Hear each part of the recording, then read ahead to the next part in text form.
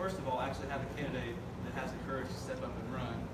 And second of all, I'm excited that we have a candidate that's young, that has energy and new ideas for this position. That type of enthusiasm is what I look for in a candidate, and I believe we need that in our representative. Alicia, you have a tough fight ahead of you. There's no bones about that. I know that it takes guts and courage to step up and be doing what you're doing, and I admire you for that. It's not going to be easy, but remember that the most important things are never easy. And thank you for having the courage to step up and fight this fight for us. Now, we're all Democrats in this room, and we're going to be behind you no matter what. But to be candid, the political landscape here is very difficult for Democrats. We have to accept that and understand that. So I want to challenge you to reach out to the conservatives and the moderates in Southwest Virginia. You'll be representing them too if you win, don't forget that. And they deserve representation in Richmond just like we do. And reaching them is something you absolutely must do, in my opinion, to win this race. So let's not bash the Republicans or anybody specifically. Instead, let's focus on what we can all do together. Let's focus on the values that we all hold dear. It's hard work, teamwork, honesty, creativity, and having respect for each other. Because more than conservative ideals or anything else, I believe that what the citizens of Southwest Virginia want from their representatives is someone they can trust. Someone that they know will work hard for them, and someone that they know will fight for them. I believe that's how I got elected. And that's the message that I hope we can spread in this election for Alicia. I'm proud to endorse her, and I wish her luck. And I believe if we can spread that message, we stand a good chance. Thank you.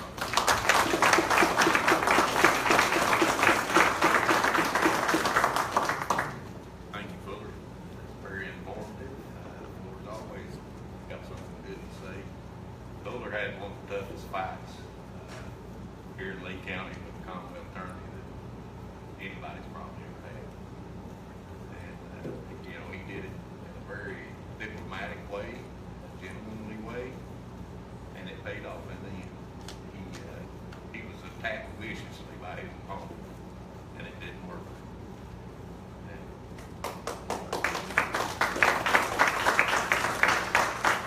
I know that since Fuller's been in there, that Fuller does the job the way it needs to be done. Absolutely, there's no doubt. And I thank you for that, Fuller, because there's been too much stuff that's been washed under the rug in the past, and we don't want to go back to that. We want to be honest, hard-working citizens and good Democrats. And I think the lady I'm going to introduce now is that. And at this time, I would ask Alicia to come forward.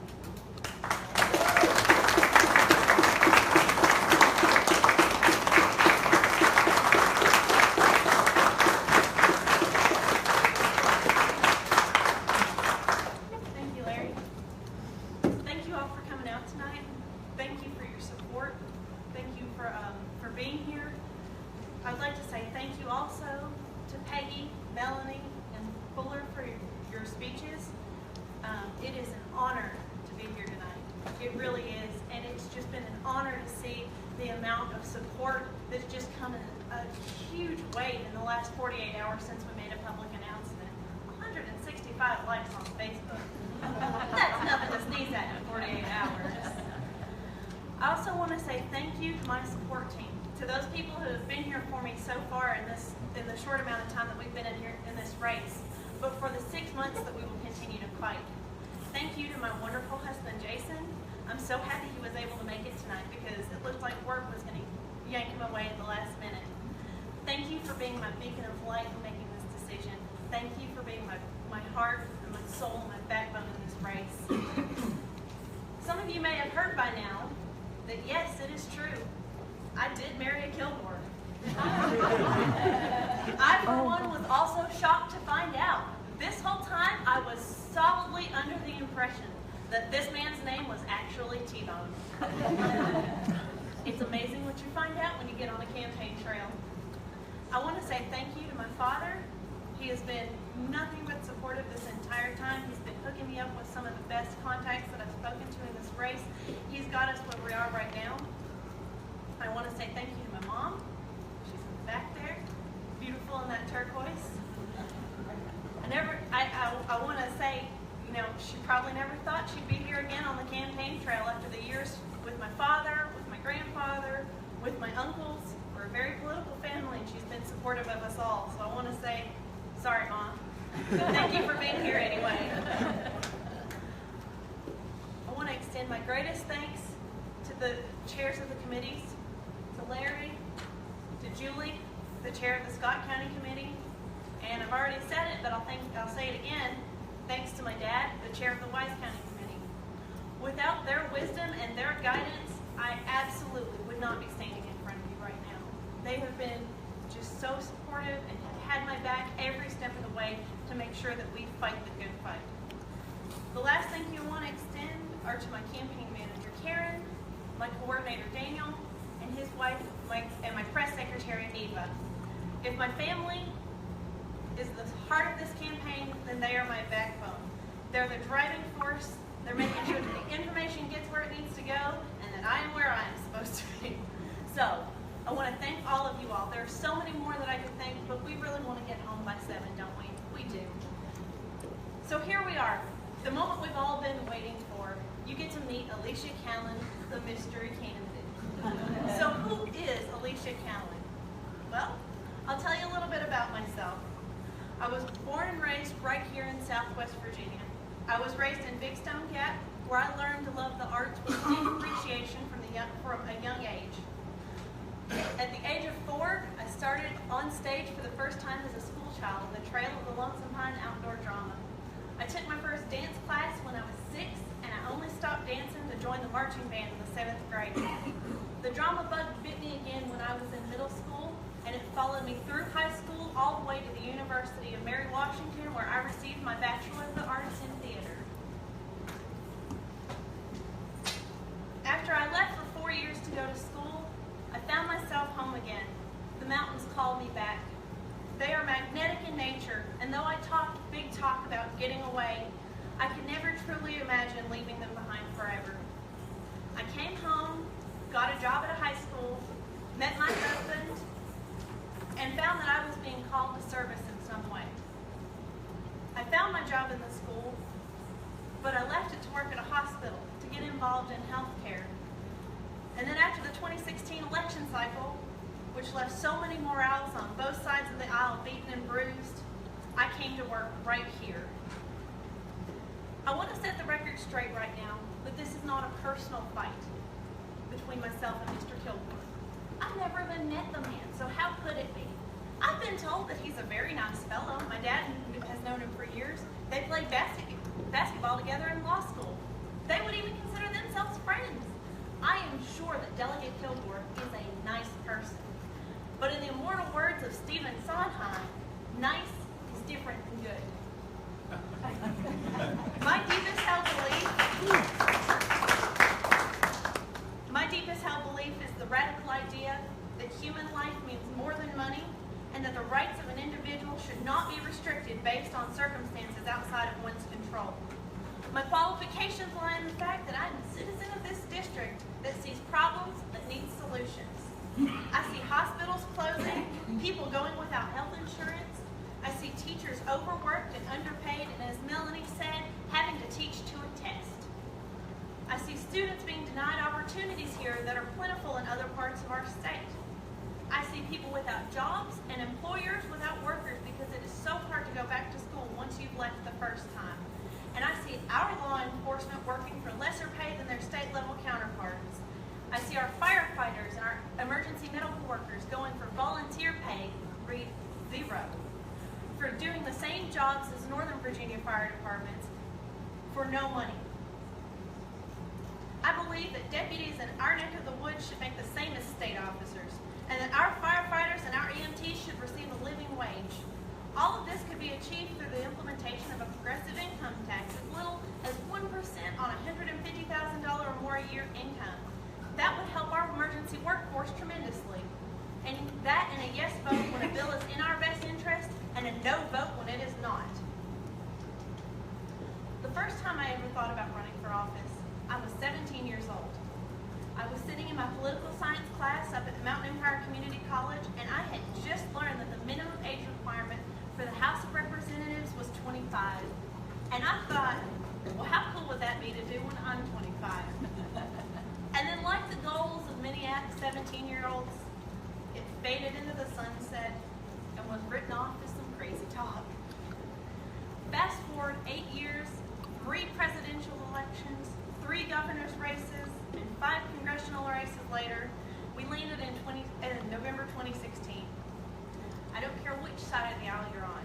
If you're a Democrat or a Republican, if you were voting for Hillary or Trump, for Bernie or for Carson, or for even poor old Martin O'Malley, that 2016 election cycle was a doozy. By November 8th, everybody was riled up and ready to make some change happen. In February, I decided that what I really wanted to do to serve the people of my area was get back into the arts and get into education. And I wanted to teach the power of the arts and education to our children, to our next generation. So I got in my car and I drove down to one of our local high schools to talk to the principal about how I could find my career path into education. I wanted to be a teacher.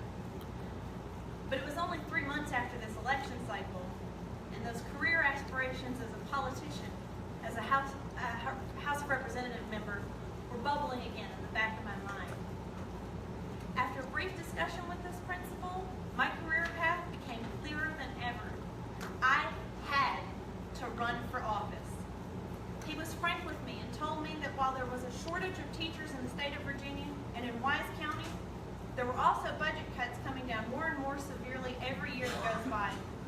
I have since learned that Virginia ranks 37th nationwide out of 50 in teacher salary. That is unacceptable. I walked out of that office heartbroken, not for myself or my newfound career. I'm generally pretty flexible with what life throws me. I was okay waiting for my opportunity to teach. A year or two wouldn't matter to me, but my heart broke for the students and for the teachers and for the communities that these budget cuts are hurting. I am firmly of the belief that you do not cut education first. It is the building block and the foundation for the futures of the children and of our region, and it is not a resource to be treated lightly. I went home that evening convinced that a run for office was the path that I needed to take, which means here I am facing off against a 23-year incumbent. I currently work at one of our 3 hospitals that lie within the confines of our region. All 3 are in Wise County in the city of Norton, 45 minutes from where we stand today. What do I do at the hospital? It's been mentioned many times I work there, but nobody's talked about what I actually do. It's okay? It would sound really impressive to say that I was a blossoming young resident or a nurse fresh at the start of my career. But it's not Alicia Kallen, MD, that stands before you today. It's not Nurse Alicia that stands before you. I hold the less glamorous but nevertheless important title of registration clerk, formerly patient access representative if you want to be fancy. I know it isn't a particularly prestigious position or title to have, and I'm probably your least favorite person to see when you come to the hospital because I'm also the guy that comes hassling you for money. But it gives me unique insight into some of the problems that face our region's families by the high cost of health care. You don't usually tell your doctor, your nurse, or your CT tech how much your health care bills are killing you, either figuratively or literally. But people usually share pretty candidly with the guy taking their credit card how hard it is to pay $1,000, $2,000, $3,000 for an MRI because of the cost of your insurance. I hear these stories and I listen so carefully to what's being said to me underneath the anger about Obamacare and these folks who are on Medicaid. It's fear. It's fear that these bills will consume you, that you'll never get out of the debt that you're facing, that you are going to be crushed by a mountain of costs that keep piling up, on top of a fear that this next test might be the one that brings bad news. It's fear that the insurance companies will increase your premiums yet again because they know that you're mandated to have this coverage. So there's nothing you can do about their price spikes and their decreases in your coverage. It's fear that you'll have to take on yet another job to be able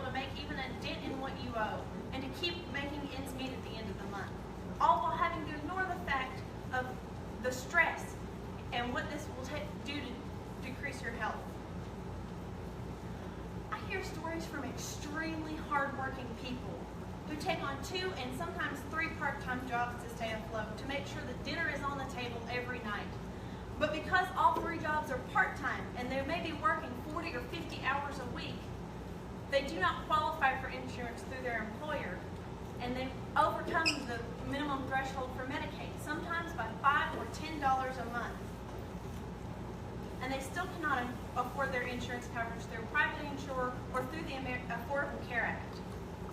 I see people who own small businesses or work for small businesses who can barely keep their heads above water because the prices insurance companies are allowed to charge under the ACA for premiums, deductibles, out-of-pocket charges, and co-pays, sometimes all in one plan, and then provide minimum coverage for maximum price.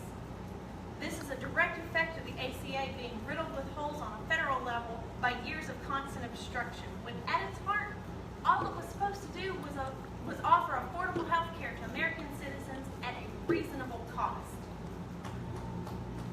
One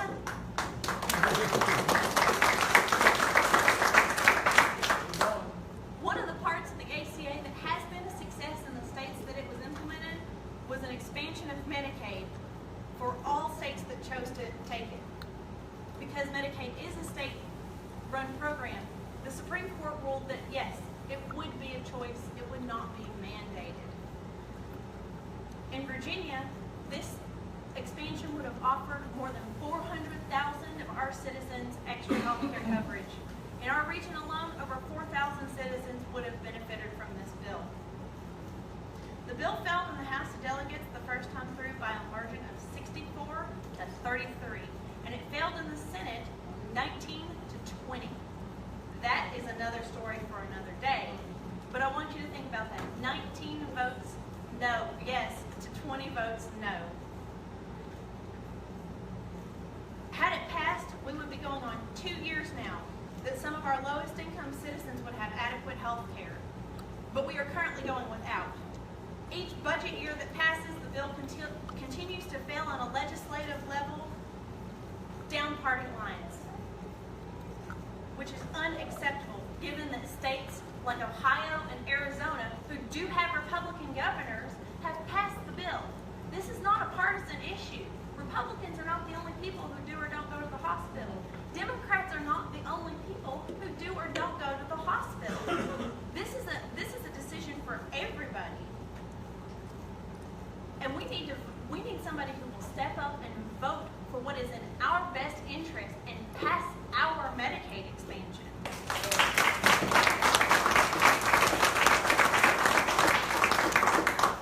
Given the rate at which people in Southwest Virginia go insured, and trust me, it is very high, and the fact that that money is built into the federal budget for your use, you would think that any forward-thinking representative of our area would automatically give a yes vote to this bill.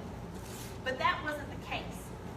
Our current delegate voted directly against our best interest and voted against our Medicaid expansion. Those are your tax dollars going to fund the states that did say yes. Your tax dollars are going to Ohio and Arizona so that their citizens can be covered. Not our citizens, their citizens. He voted against the coverage of 400,000 of Virginia's citizens, and he voted against our hospitals and our healthcare workers. Medicare and Medicaid are critical to keeping our region's hospitals open. That is a fact. Hospitals cannot survive in a rural area based on private insurers and uninsured citizens alone. Nowhere is that more evident than right here in Lee County, where your hospital got closed, partially in part to the lack of the Medicaid expansion. You can drive 35 minutes to Big Stone to go to the hospital, you can come 45 minutes to me, or you can take an extra moment or two and go down to Middlesboro or Sneedville, Tennessee for your hospital coverage. Then you risk your insurance being denied because you are out of state, even though geographically that is the closest location to you. For critical cases such as cardiac patients, trauma patients, or maternity patients, 45 minutes is unacceptable. A baby's not going to wait 45 minutes before it needs to make its appearance. A heart attack doesn't have a timer that you can say, "Oh, I'm sorry, heart. I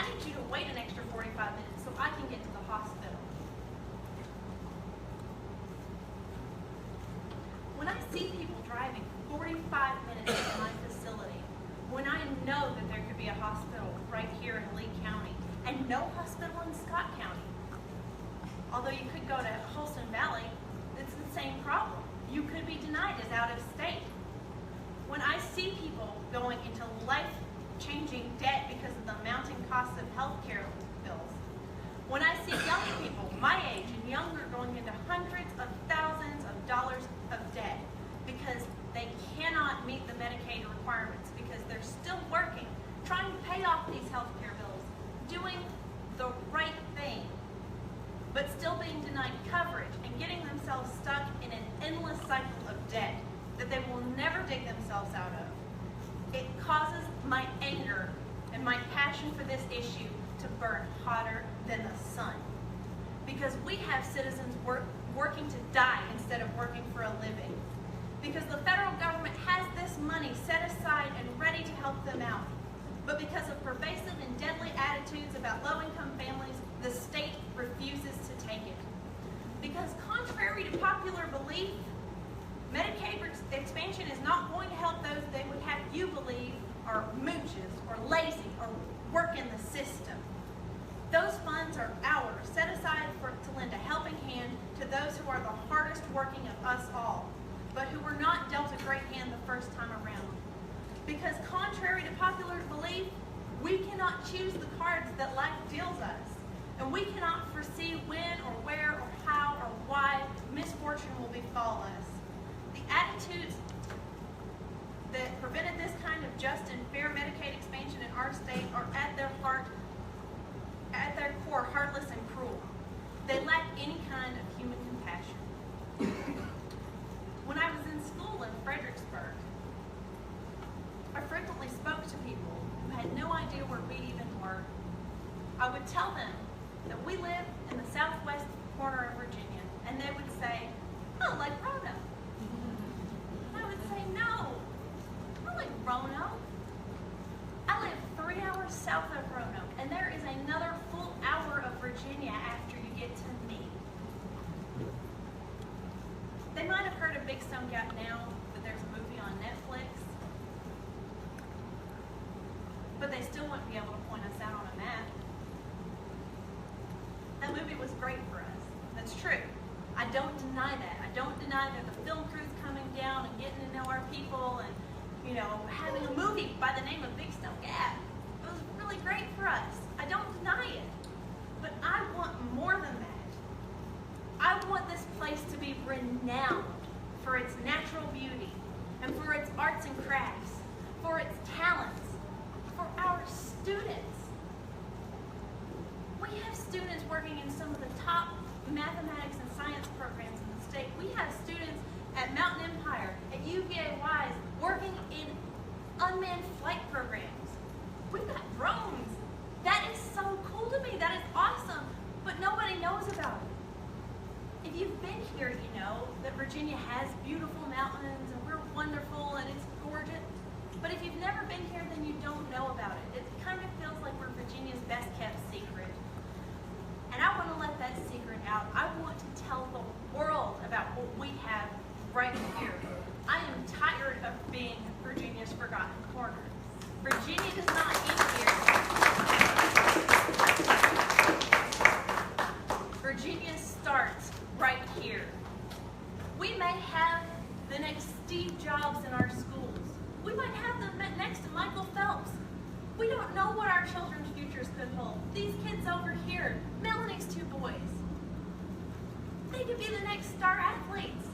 But if we don't have the resources to allow our children to explore their passions in an academic setting where it is safe to succeed or fail, how will we ever know?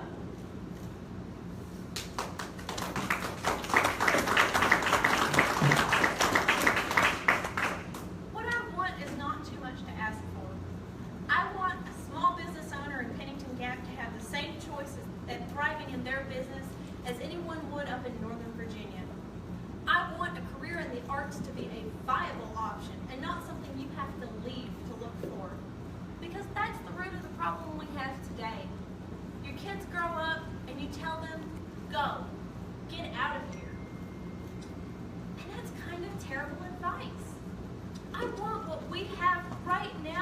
keep our young people wanting to come back.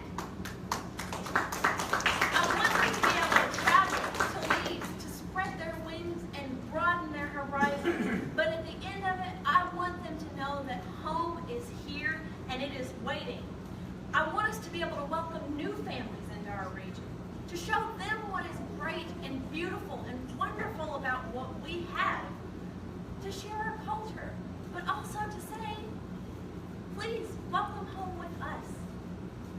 Not only to share what we have, but to boost our economy.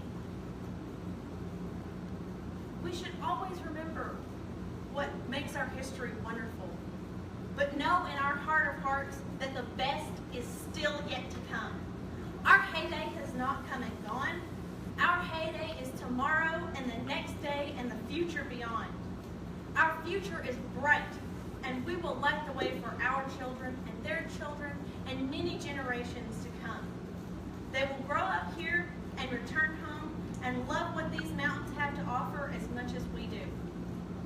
Together, we can make a difference, not just here at home, but in the entire state of Virginia.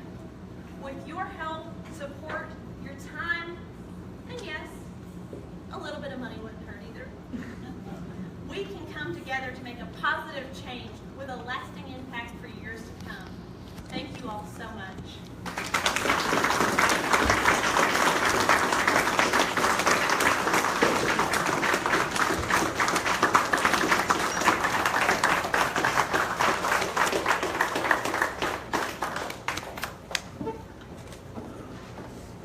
Thank you, Alicia.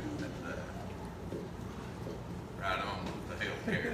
You know, everybody here knows that.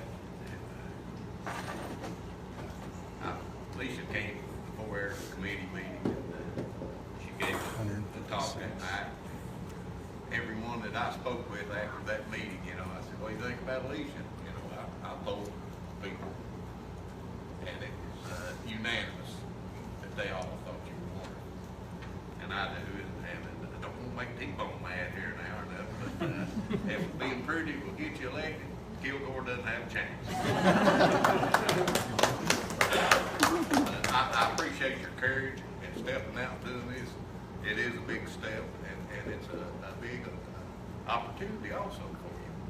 Hard work, and I mean it is hard work. Right, folks? I thought he'd agree with me. I know it is too. I just run one district, and he run countywide. Now you're going the whole district one, you know. But at this time, Mr. Mulder, I have a question.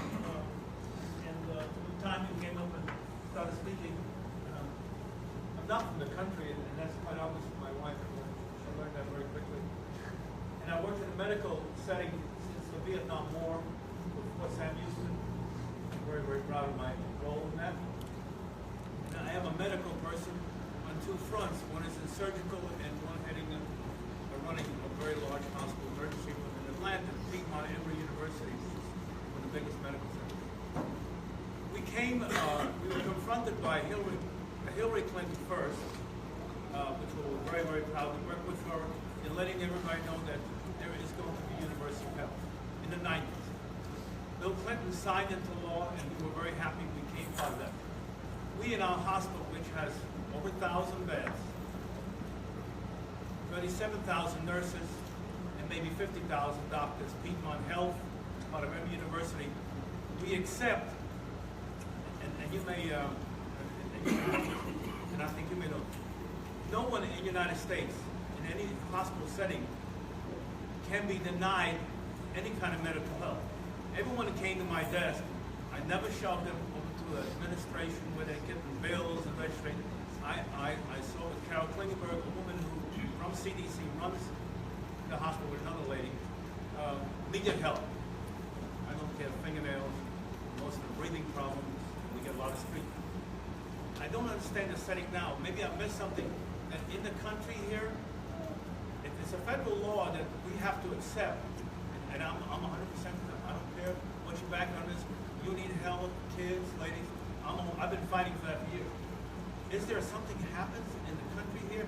I did not know that you coming here, you have to have fear that this hospital will not accept me. I thought, because we call that charity in the city, Grady Hospital, Bellevue, Cook County, 3 of the biggest hospitals in America. We refuse nobody. Right. And like No. With, they will accept you, but they might not accept your insurance. So you can come and you can be seen at any facility, any emergency medical facility in the country. You're absolutely right. You will be seen at. You cannot be turned away based on your ability or inability to pay. But you can go to an out-of-state hospital if you were to go, if you had certain insurance and you went to Kentucky, you went to Tennessee, they can deny your coverage. So it's not that you won't be seen. You will absolutely be seen. But you can be shouldered with the entire cost of your bill out of pocket if you go maybe out of state. Okay, I hold, and I'm very proud of this, and my wife is too. I hold what President Trump just signed last week. I'm a veteran. I serve honorably my country, and I will do it again and again. I have free choice. With this card, and I'm ashamed of this, my PTSD is pretty bad. But anyway, this card, any state in the nation, I can walk in, if I'm on a trip, Boston, I can be accepted in any medical in the United States. Free choice now means any veteran, if you know some, they get this card, I'm going to a private doctor because I cannot wait. I just went through 10 weeks of cancer radiation privately because Johnson City could not. I would have to wait a year or 2. Now, have you, because there is talk in Washington that all the politicians like this choice, which is for older vets. Has anyone, or have you been approached to see if this free choice would work on a national level? I have not, but that's a great idea. I have the card right here, and I just got assigned to an eye specialist because Johnson City, said it would be a year or 2 before I can get this particular thing corrected. But now that UT is open, but I'm interested in what you're saying. Is there actually a difference between if we have someone in this room that has a serious cardio, heart trouble, that Middlesboro might treat them different than they would in Virginia? No, if you go into the emergency room, the doctor has no idea what kind of insurance you do or do not have until at any point really. The doctors don't care about what you do or do not have. The only people who really know are the people like me who go in and tell you, how much your ER copay is, how much your deductible is going to be this month, all that sort of thing. The doctors don't care. That's why EMTALA is in place. It's the Emergency Medical Treatment and Act. Right. L-Act. Which is later. But that's why that is in place, is so that you can walk into any emergency facility in the country, and we can't even ask for your insurance card up front. I can't even at the front desk say, do you have your insurance card? Do you have insurance? It doesn't matter. You go in, you're going to get the same treatment if you have Medicare and Medicaid together, if you have private insurance, if you have no insurance at all, you're going to get the exact same level of care as you would if you had no insurance at all. But you can be stuck if you go to the wrong facility with the entirety of your bill. And there are financial assistance programs out there, but a lot of people don't know about them in their entirety or don't necessarily want to take advantage of them for whatever reason that they might hold personally. So that's kind of where that comes from. But I think that's a great idea. If you would check, this is for you because I think you're awesome. Okay, 100% for you. Johnson City is now, and they would welcome you if you would come in there to explain that the government, as we talk here, are looking at it. The Senate is actually not happy with the House at all. They want to go another way. And we have thrown this at them, the VA. The choice card, anyone in here would not have to have a fear. Because I've noticed that in here, there seems to be some fear. I can't go to the hospital. I've got to live out with this, which I think is atrocious. I think it's but thank you. I'm sorry. Thank you. All right, thank you, Alicia, for answering the questions. At this time, since nobody else is brave enough to step up for the House of Representatives in District 1, I would make a motion that we nominate Alicia by acclamations. I have a second. Second. Second. I got a bunch of seconds. All in favor of Alicia representing us Aye. in the House of Delegates, say aye.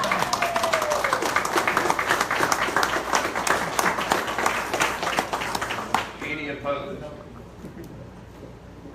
This is their stand.